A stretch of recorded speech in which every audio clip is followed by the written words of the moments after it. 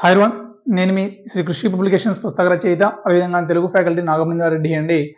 మరి మొదటిసారి మన వీడియో చూసే మన ఛానల్ అయితే సబ్స్క్రైబ్ చేసుకోండి. అలాగే మీకు నచ్చితేనే లైక్ చేయండి, షేర్ చేయండి. మరి ఇక్కడ ఏంటి సార్ ముఖ్యమైన అప్డేట్స్ గురించి మాట్లాడుకుంటే, మరి ఈ నెల 15వ తేదీ మనకు మంత్రివర్గ సమావేశం అయితే ఉందండి.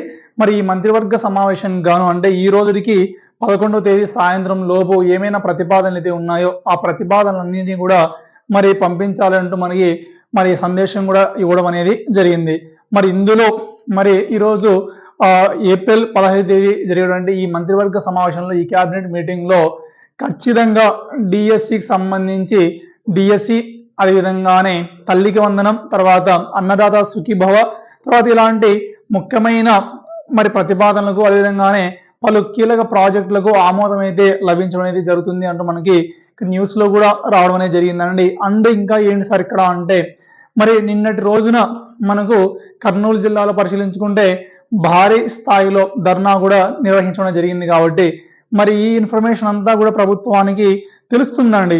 మరి తెలిసిన తర్వాత వెంటనే వారు కూడా అశ్రద్ధ వహించుకోకుండా ఏదో ఒక తీర్మానం అయితే ఏదో ఒక మాట ఇవ్వడం అయితే మనకు ఖచ్చితంగా జరుగుతుంది. మరి ఈ నెల 15వ తేదీ ఈ మంత్రివర్గ సమావేశంలో డిఎస్సికి సంబంధించి ఒక కీలక పాయింట్ అయితే మనకు రాబోతుంది అని చెప్పుకోవచ్చు అండి.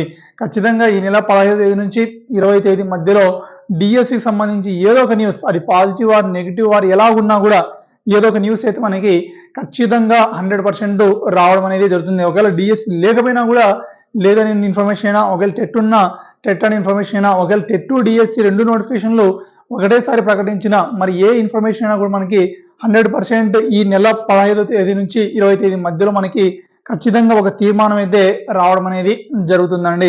సో ఇది దానికి సంబంధించినటువంటి క్లియర్ ఇన్ఫర్మేషన్ అండి. మరి నిన్నటి రోజున పరిశీలించుకుంటే చాలా భారీ స్థాయిలో ఇక్కడ మనకు ధర్నాకు నిర్వహించారు.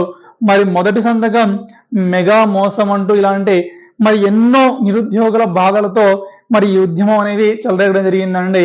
మరి ఇక్కడ పరిశీలించుకుంటే దాదాపు మొదటి సంవత్సరానికి 300 రోజులు గడిచిపోయినా కూడా మొదటి సంతకం అనేది మరి ఆచరణ యోగ్యమైతే కాలేదండి. సో దాదాపు 10 నెలల సమయం ఏంటంటే దాదాపు 300 రోజులు అయినప్పటికీ ఎటువంటి ప్రయోజనం లేకుండా మొదటి సంతకంగానే ఉంది, కానీ అది ఎటువంటి దానికి ఆమోదయోగ్యం లభించలేదు, ఎటువంటి ఆచరణ లేదు అంటూ నిరుద్యోగులు వాపోవడం కూడా జరిగింది.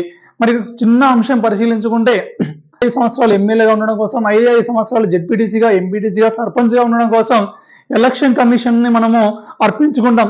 కరెక్ట్ సమయంలో ఏ రోజు ఎలక్షన్ నోటిఫికేషన్ ఇస్తాం, ఏ రోజు ఎలక్షన్స్ నిర్వహిస్తాలి, మరి ఏ రోజు మేము ప్రచారం చేసుకోవాలి, ఇదంతా కూడా క్లియర్ ఇన్ఫర్మేషన్ ని ఎలక్షన్ కమిషన్ ను క్లియర్ గా జారీ చేయండి అంటూ మరి అధికారంలో ఉన్న ప్రతిపక్షంలో ఉన్న ఎలా ఉన్నా కూడా పోటీ చేసే అభ్యర్థులు మరి ఎలక్షన్ కమిషన్ ను విన్నవించుకోవడం అనేది జరుగుతుంది. మరి దాదాపు పరిశీలించుకుంటే కూడా 5 లక్షల మంది నిరుద్యోగులు మరి ఎప్పుడు మెగా డిఎస్సి నోటిఫికేషన్ ఇస్తారా అంటూ ఎదురు చూడడం అనేది జరుగుతుంది.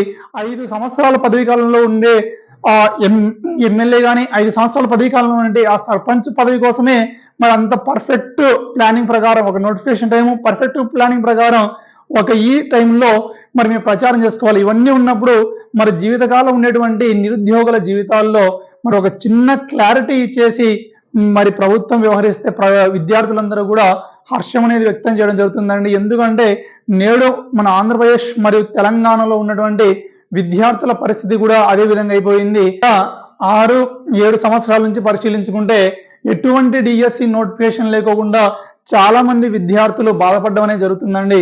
మరి వీళ్ళకి ఒక చెక్ పాయింట్ మన తెలుగుదేశం ప్రభుత్వం అయినా కూడా ఒక పెద్ద మనసు చేసుకొని ఖచ్చితంగా విద్యార్థులకు డిఎస్సి నిరుద్యోగులకు ఏదో ఒక తీర్మానం ఇచ్చేసి ఏదో ఒక మాట ఇచ్చేసి ఈ మొదటి సంతకాన్ని అమలు చేసి ప్రతి ఒక్క డిఎస్సి విద్యార్థి కూడా సంతోషంగా ఉండడం అనేది జరుగుతుందండి. సో ఇది దానికి సంబంధించినటువంటి క్లియర్ ఇన్ఫర్మేషన్ అమ్మా. ఎవరు కూడా మరి మీ ప్రైవేట్ ఉద్యోగాలు చేస్తూ ఉంటే ఆ ప్రైవేట్ ఉద్యోగాలు మానుకొని రావాల్సిన అవసరం లేదండి. ఎందుకంటే ఏప్రిల్ 24కి మన స్కూల్ కూడా క్లోజ్ అవడం జరుగుతుంది. అంతలోపు మనకు డిఎస్సికి సంబంధించి ఏదైనా న్యూస్ వస్తే ఒక 10 రోజులు మీరు ఆ స్కూల్కి వెళ్ళిన తర్వాత మీరు ఎట్లా వేసవి కాలం సెలవుల్లో మీ ప్రిపరేషన్ మీరు కొనసాగించుకోవచ్చు. ఎందుకంటే ఉన్నటువంటి ఆ జీతం కూడా ఆ ప్రైవేట్ జాబ్ను కూడా వదిలేసుకొని మనం పక్కకు వచ్చామంటే మాత్రం ఇబ్బంది పడడం అనేది జరుగుతుందండి. అది మహిళా మూర్తులైనా ఎవరైనా ప్రతి ఒక్క అభ్యర్థి కూడా ఉన్నటువంటి ఉద్యోగాన్ని వదులుకోకుండా ఈ ప్రిపరేషన్ కొనసాగించుకుంటూ మార్నింగ్ స్కూల్ కాబట్టి సాయంత్రం 3 వరకు మీ స్కూల్ కార్యక్రమాలు చేసుకున్న ఇంటికి వచ్చిన తర్వాత 5 గంటల నుంచి 9 గంటల వరకు మీ ప్రిపరేషన్ కొనసాగించుకొని మీ సమయాన్ని వృధా చేసుకోకుండా ఈ సమయాన్ని సద్వినియోగం చేసుకోండి. అంటే ఏంటిసారంటే ఇక్కడ ఏపీ డిఎస్సి అలాగే తెలంగాణ వాళ్ళు కూడా ఎవరైతే ప్రిపేర్ అవుతున్నారో డిఎస్సికి వాళ్ళందరికీ కూడా మరి పర్స్పెక్టివ్ ఎడ్యుకేషన్ అంటే పిఐఈ బిడ్ బ్యాంక్ పుస్తకాన్ని విడుదల చేయడం జరిగిందండి.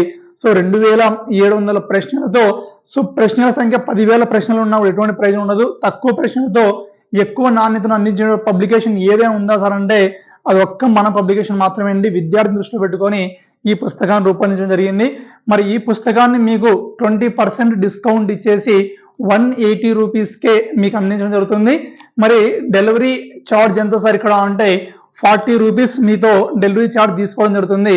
మరి ఓన్లీ 180 రూపీస్ అంటే 20% డిస్కౌంట్ ఇచ్చేసి మీకు 180 రూపీస్ మాత్రమే ఈ పుస్తకాన్ని అందిస్తున్నాం. సో విత్ డెలివరీ ఛార్జెస్ తో కలుపుకొని ఈ పుస్తకం వచ్చేసి మీకు 220 రూపీస్ పడుతుందండి. సో కావాల్సిన వాళ్ళు మన నెంబర్ అయితే కాల్ చేయండి 6300878497.